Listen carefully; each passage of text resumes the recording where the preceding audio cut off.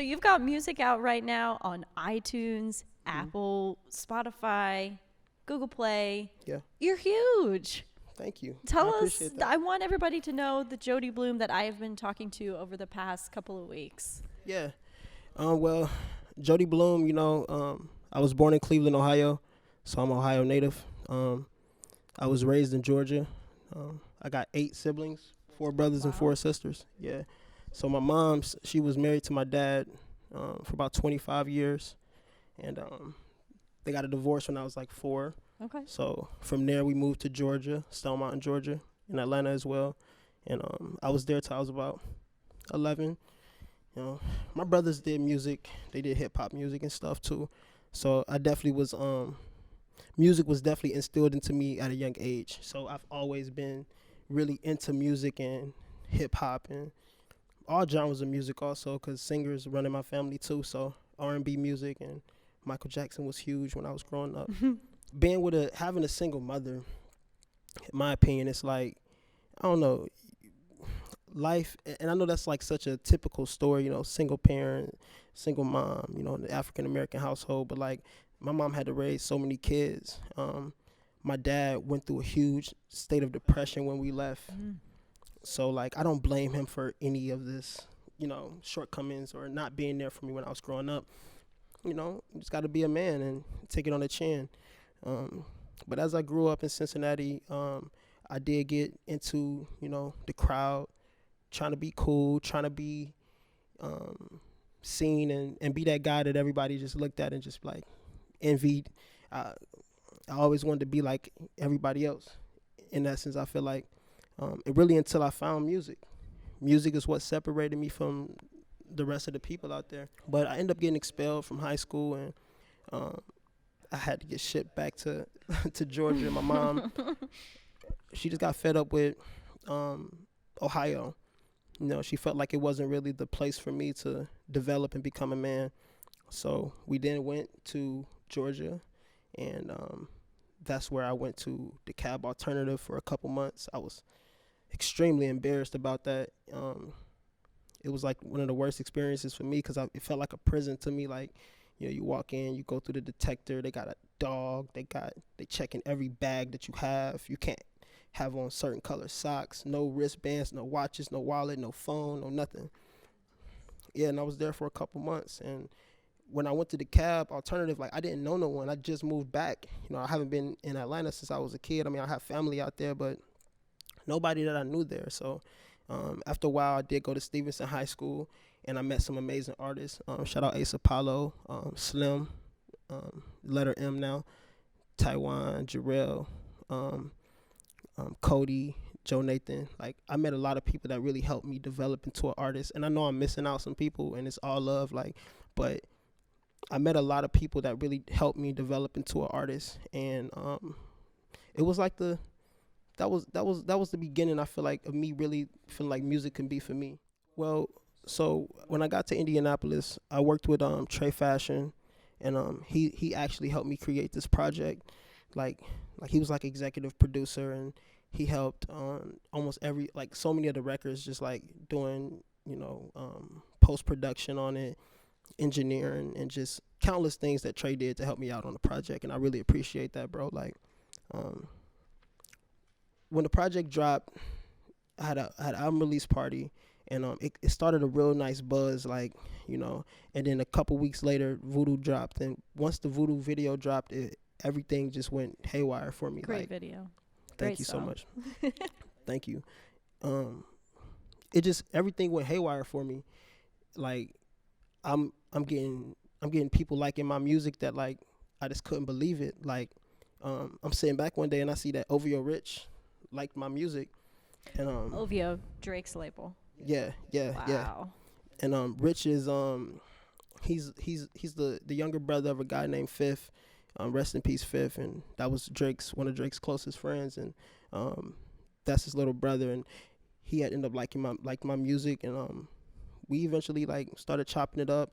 I then got connected with TV Gucci, like that's someone else that's in Drake's camp, and he started following me on Instagram, and Rich actually asked me like, did I want him to present some music to the camp, and so I was able to actually get them to listen to some Jody Bloom music. Like, Kudos. I look up to Drake, I look up to the camp Yeah. more than any other camp, I feel like, in music. So that was like a real big accomplishment for me. You know what, though? I've been talking to you over the past couple of weeks, and that doesn't seem to be your demeanor much anymore. No, not at all. You're definitely not a victim of life. Not And I at all. admire that very much about you. Yeah. I mean, at the end of the day, life to me is like, you got to be happy just to wake up. Mm-hmm. Like, Agreed. if you can't appreciate the smallest things about life, as small as like breathing, but that's not a small thing. Mm-mm. That's a big thing. So Now, do you feel like that has definitely brought a change to your music, having a different outlook on life now, different perspective for sure. compared to your album from 2018? Yeah, I mean, the new music, and it's so funny that you said that, because it's like my perspective on like how to approach the game. Like, I know a lot of people are wondering like, yo, like, why haven't you released music in a year? Like what the fuck? Like, but really it's deeper than that. I'm a student of the game. Like, and I love songwriting. I love writing music for different artists also. So that's something else I've been doing and working on, just working with different artists. But aside from that, like, I'm a student of the game. So if I'm quiet and if I'm not doing much, I'm studying, and I'm really studying. I'm coming up with formulas to how to do this thing correctly. And I look at it like this. I look at like music kind of now like a woman. You know, instead of just making like a whole project now, I want to focus on one song. You know, let me give this one thing my full undivided attention. Let me focus solely on this thing, and let me see what happens with this. Let me give this the opportunity where I'm not talking to this person or that person. I'm not at the studio working on this and this and that. No. I'm going to take my time. I'm going to arc up this crazy record, get the production right, get every single thing right on this record, and take my time with it. And we're going to see how this turns out. It may just be the one, you know? Yeah. And that's really how I look at it now. I mean, like, I'm so blessed for real. I just got endorsed by a clothing brand. It's called Vane. Wow. Yeah, so it's a good friend of mine. His name is River Jordan. Shout out River Jordan. And he just recently got like a pretty decent check, like, to start his own brand. And he contacted me, he called me. He's like, man, look, I want you to be the face of my brand. You know, I just got this advance to start everything. And That's great. and so now he's just, you know, he's going to be making me one-of-one pieces, and just like, I'm just going to be draped in Vane. You know what I'm saying? So I think you seen some of the clothing. It's not really, I haven't made anything public yet, because it's like we're taking our time with this. It's going to be done right. But I'm very excited about that. This year just has a lot of importance to me. Like, this is the year that we execute the plan. This is the year where we don't take shortcuts. You know, no more gimmicks, none of that. We are literally going to put in the work, and we're going to get the results that we're looking for. Would you like a drink? Sure. Yeah. Get the glass. Here you go. Just tell me when. Okay. What's so crazy is that the fact that I'm able to drink socially now. Like, before, I was unable to do this. Like, I had to drink to create. Like, and that's one thing that's in the Jody Bloom album. And if you listen to it, you hear a lot of drinks, a lot of pouring. Yeah. Because that's really was the state of mind I was at. I was really like in a dark place for real. I was in a real dark place and had to drink to create. And I'm just blessed now to be able to be out of that hole and really be just reaching my highest level mentally, spiritually, you know, financially, just everything. I'm finally getting there to where I can, you know, do this. And I feel that connection with you very much, you know, can pick up on vibes and energies of people, and you're definitely and you seem like you're in a great spot right now, mentally, physically, everything. But we want to know more about the 2018 self-titled album, Jody Bloom, where all the inspiration came from, and I like that it reflects where your perspective was at the time. Yeah, and shout out P Diddy also, man. I chose the Black Ciroc.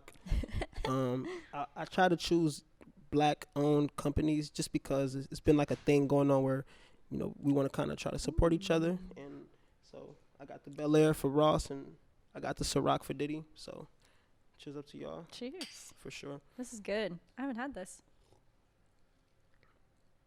It's different. Yeah. Wow. Yeah. Okay. It'd be good just over ice. That's great. Would. That was that. Okay. But I'm reiterating on what you just said. Well, the process between making the Jody Bloom album, it was a lot of liquor. It was a lot of late nights in the studio. A lot of sacrifices that I had to make.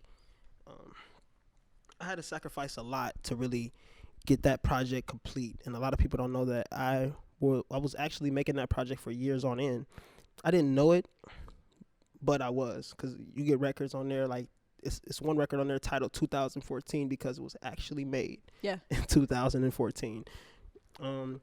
So to see that you get a record on there from 4 years ago, it's just a testament to like the hard work I was putting in. And I mean, we probably had over like 50 songs that we could have chose from. Oh my gosh. Yeah, and we actually had a whole nother project, Jody Bloom the Juice Part 2, that it wasn't really time for that. Like, so that was a little way too deep, and I don't even think that I'm ready to even go there yet, at all. But that's something to look out for, like in the next few years when I, really get into the industry. Does it feel vulnerable to put out some of the art that you've created? I've always wondered that.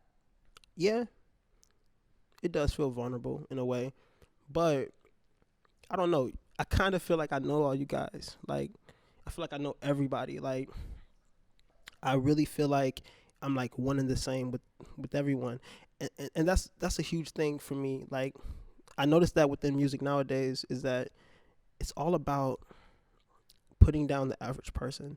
Like, if you listen to the hip hop music, it's like, I got your rent in my Swisher. Like, damn. like I got your savings account in my car, like on my car. Like, they just shit on people, like regular people that I truly love and I care for. Like, and I'm like, damn. Like, so like a huge thing for me. That's what I love about you. Yeah. a huge thing for me, and I appreciate that. A huge thing for me this year is to just be human. I want to be human again. Good for you. I don't want to be this like incredible figure that's just like untouchable, but at the same time, like, I am human, so humans do make mistakes, and at the same time, we know how hip hop is. I mean, we're gonna say things that, like, I wouldn't call a woman a B. I'm not even gonna say it. I wouldn't call a woman that, like, but at the same time, you may hear a line like that in music to express yourself because it's part of the culture. But things should change, and things do need to change, and things do grow over time. And I'll soon grow. I'm growing now. I'm trying to do better and get better. But the music is very vulnerable, and I mean, really, it's just gonna be, as time goes on, we're gonna bring you guys closer. I'm trying to like create this timeline. I'm trying to create my story because I'm living in it.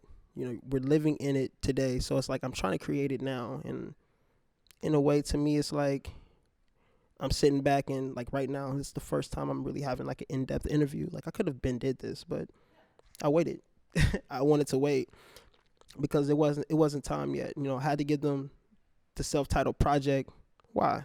Because you give them, I give them a piece of me. I showed them legitimacy. I give them something professional. I put that out in front of them. I showed them that I am a professional artist, and I really, really, really, really do this, like, at the highest level.